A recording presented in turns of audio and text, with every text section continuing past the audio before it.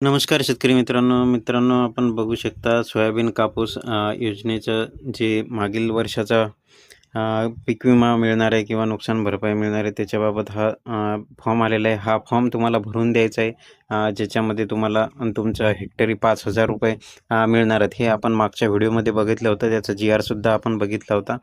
तो जर तुम्ही बघितला नसेल तर तुम्ही मागच्या व्हिडिओ आपल्या चॅनलवरती जाऊन बघू शकता. तर हे बघू शकता मित्रांनो, इथं 8 ऑगस्ट 2024 रोजी हा निर्गमित करण्यात आलेला आहे. याच्यामध्ये बघू शकता उपरोक्त विषयात संदर्भीय शासन राज्यातील सन 2023च्या खरीप हंगामातील ई-पीक पाहणीवरील नोंदणीत कापूस व सोयाबीन उत्पादक शेतकऱ्यांना अर्थसहाय्य मंजूर करण्याबाबत शासन निर्णय निर्गमित करण्यात आला आहे. म्हणजेच काय मित्रांनो, की तुम्ही मागच्या वर्षी जी ई-पीक पाहणी केली असेल, त्याच्यानुसार तुमच्या सातबाऱ्यावरती त्याची नोंद झाली असेल, सोयाबीन असेल किंवा कापूस असेल, तरच तुम्हाला इथे याचं अनुदान मिळणार आहे. तुम्ही जर सोयाबीनचं केलं असेल तर सोयाबीनचंच मिळणार आहे. तुम्ही कापूस आणि सोयाबीन दोन्हीही केलेले असेल तर तुम्हाला दोन्हीचं सुद्धा मिळणार आहे. या अर्थसहाय्याचे वितरण शेतकऱ्यांना सार्वजनिक वित्तीय व्यवस्थापन प्रणालीद्वारे शेतकऱ्याच्या आधार लिंक बँक खात्यामध्ये थेट लाभ हस्तांतरण डीबीटीच्या माध्यमातून होणार आहे.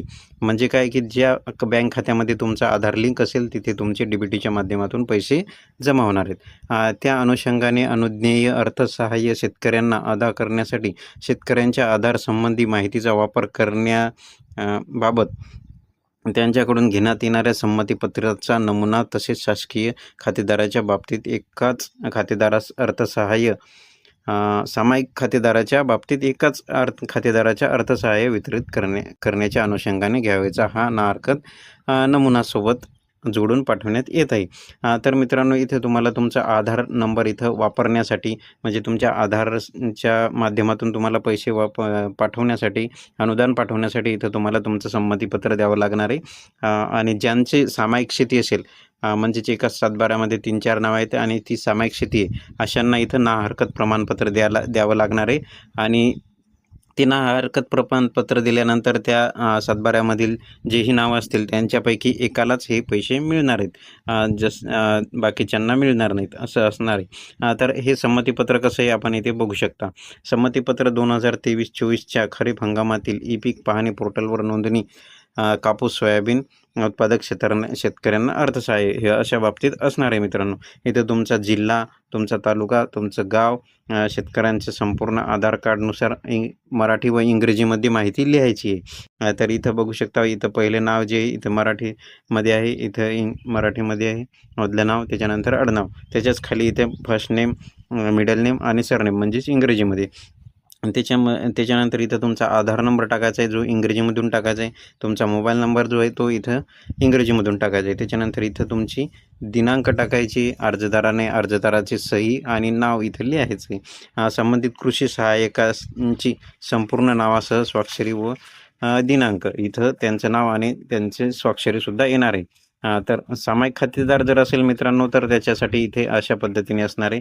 सामायिक खातेदाराचं इथं ना हरकत प्रमाणपत्र द्यावं लागणार आहे. इथं जिल्हा, तालुका, गाव, त्याच्यानंतर तुमचा संयुक्त खाते क्रमांक, हिस्सेदार किती आहेत ते, आणि इथं तुमचं नाव टाकायचे मराठीमध्ये, इंग्लिशमध्ये, दोन्हीही टाकून त्याच्यानंतर तुमचा आधार नंबर लिहायचा आहे, जो इंग्रजीमध्ये लिहायचा आहे. त्याच्यानंतर तुमचा मोबाईल नंबर लिहायचा आहे, तो सुद्धा इंग्रजीमध्ये लिहायचा आहे. इथं तुमचे जेवढे खातेदार असतील सातबाऱ्यामध्ये, 1, 2, 3, 4 जे असतील ते त्यांची इथे नावे लिहायची आणि त्याच्या समोर त्यांची सही घ्यायची. संबंधित कृषी सहाय्यकाचे नाव आणि सही इथे हे संपूर्ण फॉर्म जो आहे मित्रांनो, हा भरून तुम्हाला तुमच्या कृषी सहाय्यकाकडे द्यायचा आहे. त्याच्यानंतर तुम्हाला हे तुमचं जे अनुदान आहे ते तुमच्या खात्यामध्ये जमा होईल. अशा पद्धतीने ही मित्रांनो तुमची माहिती होती. माहिती आवडली असल्यास नक्की व्हिडिओला लाईक करा आणि आपल्या चॅनलला सबस्क्राईब करून ठेवा, म्हणजे अशाच महत्त्वपूर्ण माहिती तुम्हाला आपल्या चॅनलवरती भेटत असतात. जेव्हा जेव्हा मी व्हिडिओ टाकेल तेव्हा तुमच्यापर्यंत तुम्ही सबस्क्राईब केल्यानंतर लगेचच पोहोचून जाईल.